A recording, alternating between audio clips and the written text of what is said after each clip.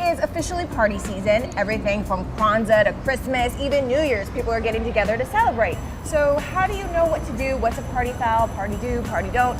Joining me is an expert, Chris Winfield, who is the party expert, communication expert, social connector, is here now to kind of talk it out with us. Let's do it. Let's do it, Jamie. Thanks for having me. Yeah, I'm glad you're here. Tell me, what is the number one thing that people make a mistake when they go to a party?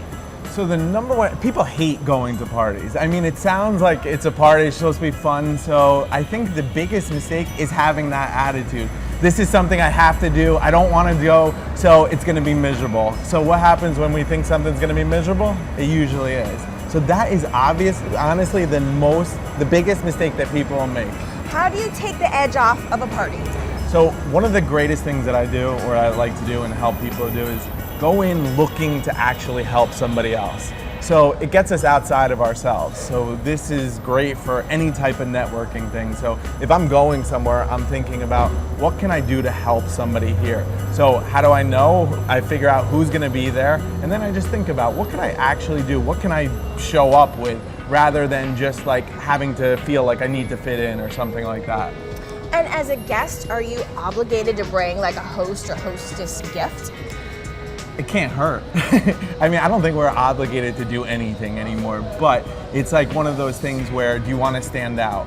So thinking, and that's like a really important thing to think about. So how can you do, like, what are some simple things to stand out?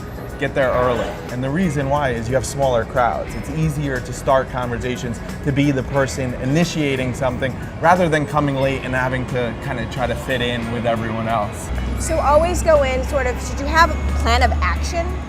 Yeah, so I want to know who's going to be there. I'll do some quick research. Hopefully, there's going to be somebody in common. So when I talked to you today, I mentioned two people that we had in common. And just so that you kind of feel like, all right, this guy, maybe he knows what he's talking about a little bit. You're still not sure, but that's okay. Going in with that whole idea, and then I think about, all right, what can I do? What do I have? Who's a connection that I have? What's something that's interesting that I can bring to this person, that I can bring to this party? And hopefully you're gonna get something out of it. And when I say get something out of it, you're gonna get relationships out of it. And relationships are, your network is your net worth.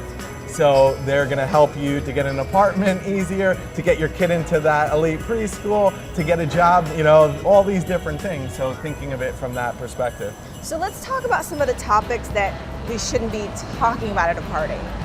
What's the biggest one? Right now, especially politics. You don't want to get into that unless you want to have like a screaming match in the middle of a party. Think about what's going on.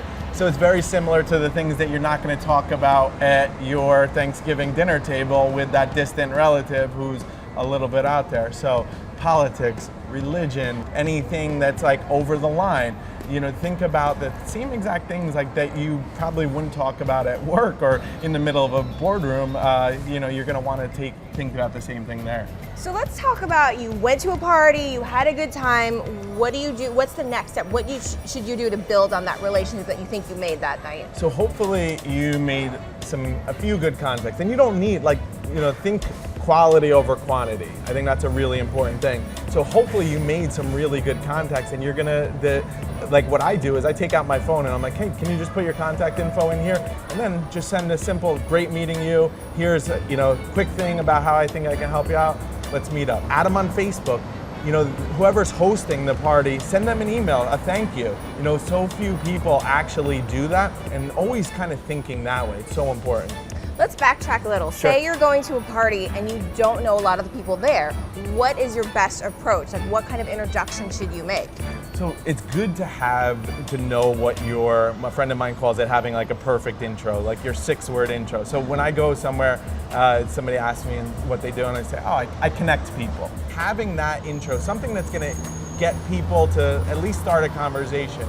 And also being enthusiastic. Like, it sounds so simple and so stupid, but just actually being enthusiastic, not crazy, like jumping all around or anything, but just looking like you're actually interested, having a good time. When you're talking to somebody, nodding like what you're doing now. You're doing perfect, you're crushing it. Thanks. You want to know the simplest way to just have conversations? Ask people questions. Who do people like to talk about? Themselves. What are they most interested in more than anything, more than their kids, their job, or anything? Themselves. So you just ask questions, get people to actually talk, and it becomes really, really easy to connect. Is there an etiquette for doing party pics? In what way? Like, should you ask permission before you put things on Facebook, or just do it? I think very rarely. So think about the world that we live in. People want everything documented. So if you're going to something that's super private and exclusive, and usually they will say, please, no pictures, no photography, no. So if not, post away. I feel like for me, I usually think, would I, as the post of a picture, would I want this picture of me out there? And Yes. if I said no, then I wouldn't do it to that person, because that's uncool. Love that. Yeah, that's a perfect way to go with it. You don't have to be the one like pushing the envelope. You don't want to be remembered for the wrong things. You want somebody to remember you because you made them feel good. You made them, when you were talking to them, you weren't looking all around and waiting to find somebody else. You want them to be like, wow, that person seems like they actually care. So be engaged with whomever it is you're talking to. Always, always. Okay, so let's talk about how we should dress for some of these parties, because sometimes you're going from work to play. So what's the balance? So again, think about if there was any requirement. So where's it going to be at? Is it at like somewhere super fancy? Is it black tie, or is that? If not, like really, really simple. What makes you feel good? What makes you feel like you look great? Like just wear that. Like there's certain things that you just don't need to overthink. This is definitely one of them. Okay, well I think we covered a lot of ground here. Chris, thanks so much for hanging out. Are you ready for your parties? I feel super ready for whatever I think party you're I gonna rock have it. to. Yeah. Thank you so much. Cheers. Thank you. Cheers. And happy holidays.